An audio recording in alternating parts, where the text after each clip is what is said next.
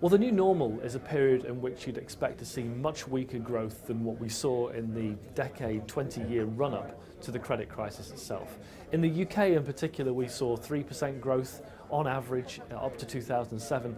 I suspect that we're looking at something much lower than that going forward. And it's because balance sheets were inflated, especially for households, governments, and that process takes a long time to unwind. We're probably in for a period of 2% or below 2% growth for quite some time.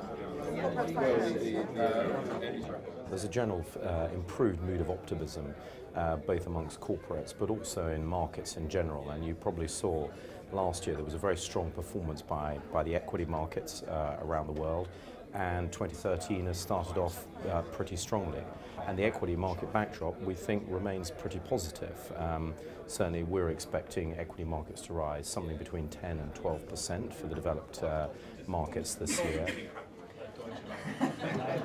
When you look at developed markets, I think we need to be very cautious. The US has big fiscal problems to get through. Europe's crisis is ongoing, even though things have improved over the last few months.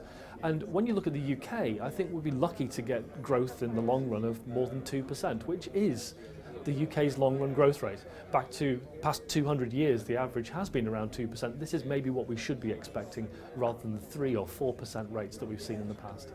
We at Merrill Lynch, Bank of America Merrill Lynch, carry out every month a fund manager survey. So we survey the top 200 to 300 fund managers in Europe and say, well, you know, where are you looking to put your money? What worries you economically, etc. For the first time since 2007, the institutions said they're looking to be overweight the banking sector.